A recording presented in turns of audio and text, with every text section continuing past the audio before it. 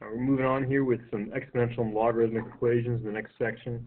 So this is going to help us determine how to a continuation of some of the stuff earlier in the chapter, but now kind of putting everything all together. So to solve exponential equations with different bases. This is very important. So if you're taking notes or writing stuff down, I'd highly recommend putting this in your notes. To get a variable out of the exponent, you have to take a log of each side. And so what that means is here's our first example. So back to the beginning of the chapter, we got into equations that looked something like this. It was like 27 equals, I don't even know, let's say 9 raised to the x power, something like that. These have different bases, but with what we can do with 27 and 9, we can change 27 to 3 to the third, and change 9 raised to the x to 3 to the 2x power. Now my bases are the same, so I can set my exponents equal. That's what we used to do because we could make these bases the same. But when we get something like number 1 here, there's no way that I'm ever going to change 10 into a 9.62. And so we have a variable there. Excuse me. So what we want to do is take the logarithm of each side. And what logarithm we want to take is just, here is what's going to help us out is just taking the log, the common log. Because remember from the previous lesson, the base of the common log is 10. So to set this one up for number 1, I would take the log of each side. Log of 10 raised to the x power equals log 9.62. So again, base 10 right here. This is not written in here. I'll put a little box here. That little base is the same as those. Those are the same. I have to take the log of the same base of each side. And so now we're using our properties, our logarithmic properties. If the base is 10 and the argument is 10, then I'm just left with the exponent. So this ends up going to be x equals log of 9.62. And now I can type that just straight into your calculator of log of 9.62. So like the calculator work on the previous lesson. X equals 9832.983, we'll say. Very similar here for number 2. But instead of using a log this time, I want to use a natural log. Now I want to use a natural log because there is an e there. So natural log of e to the x equals the natural log of 9.62. Once again, my base is e. This right here, I'll write it in a different color.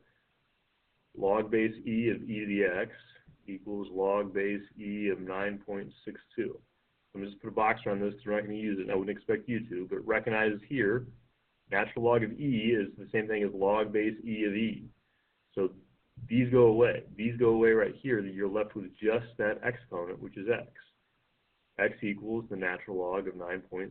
So the natural log of 9.62 ends up being x equals 2.264, we'll say. Similar for 3. And 2 to the x power equals 9.62. Now, it doesn't matter whether you use a logarithm or a natural log, common log or a natural log, it doesn't matter. A lot of times I'll use natural log just because it's one less letter to write. So here, again, I'm going to start off by saying natural log of 2 to the x equals natural log of 9.62. Now, unlike these previous examples, it's not just going to cancel out because my base is not 2 here. So I have to use those properties. When I have an exponent here, another thing I can do is bring that exponent out front. It's like that 8th property on that from last week. So this is going to turn into x times natural log of 2 equals the natural log of 9.62.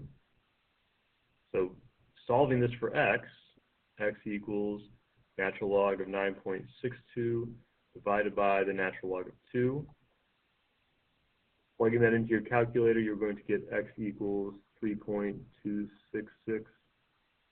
Again, there's a lot of calculator work with this as well, but you have to know how to set this up in order to be able to get to that number. So a couple more examples here.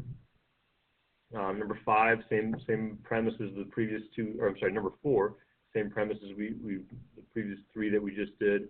It doesn't matter whether you take a logarithm or a natural log. It doesn't matter in the result as long as you take the same thing on both sides. So I'll take the log this time just to mix it up. Log of 5 raised to the x power equals log 37.81. Same type of thing as before. This x is going to be coming out front. x times log 5 equals log of 37.81. So solving this for x equals log of 37.81 divided by log 5. Let's go back for a second on that, make it look a little cleaner. There we go. After plugging that in my calculator, I get x equals 2.257. Now 5, very similar as well. Again, all these are kind of the same, from the same breath. A little different with what that exponent turns out to be. So still the same. I'm going to use natural log this time just to show you that they're interchangeable. I could use natural log over here and it would have been fine. I could use log here and it would be fine. Doesn't matter as long as you're using log or natural log. So natural log of 35 raised to the 1 minus 2x equals natural log of 7. So the difference is this whole thing's coming out front. So 1 minus 2x times natural log of 35 equals natural log of 7. That's a 7. So now let's just solve this for x. So divide by natural log of 35, 1 minus 2x equals natural log of 7 divided by natural log of 35. Subtract the 1, negative 2x equals natural log of 7 over natural log of 35 minus 1. Go ahead, divide by negative 2. So x equals natural log of 7 divided by natural log of 35 minus 1 all over negative 2. You should be able to plug all of this into your calculator at once, and you should get x equals 0.22, we'll say 226, that works for me. Two more examples. Same type of thing. We have two separate logs here with this one, still natural logs and common logs is what we're looking at. These are common logs. So we're going to use the properties. If we have more than one log, we want to try to turn it into, we have two logs, we want to try to make one log. So what I can do here is move this minus log x, I can move it over to the other side. Log of x minus 15 plus log of x equals 2. Now using those properties again, log of x minus 15 plus log of x, adding means I multiply. Log of x minus 15 times x, let's put this in a bracket, equals 2. And as I've said all chapter long, I'm saying it again, if you have one logarithm like we have here, we want to change that to exponential form. My base right here is 10, so this is going to set it up as 10 squared equals x squared minus 15x. Again, my base, I don't see my base, that is a base 10. One logarithm changed to exponential. And now we can solve this. X squared minus 15x minus 100 equals 0. Now we can factor it. X minus 20 times x plus 5 equals 0. X equals 20 and x equals negative 5. Now one thing we have to be careful now when we're doing stuff like this, I have an x equals negative 5. That would put a negative in the argument. That would put a negative in the argument here. Because we're talking about arguments are the answers, no name the answers, and we're just talking about exponents and things like that. We cannot have a negative answer from an exponent. So negative 5 is not an answer to this problem. That's an extraneous solution, and it's just x equals 20. With this last example, and still some similar with just the common logs here, but we have log of x squared and log x quantity squared. So if I move this to let's move this log x quantity squared to the other side. So log x squared minus log x quantity squared equals 0. And our exponent rules, with that 2, I can move that 2 out front. Log x squared minus 2 log x equals 0. I'm doing this backwards. Let's not do it that way. Let's start this one over. Sorry about that. Let's move this log x squared to the other side. There we go.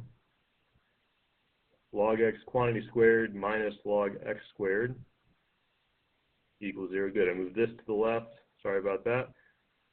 Now I'm going to move this 2 out front. So I have log x quantity squared minus 2 log x equals 0.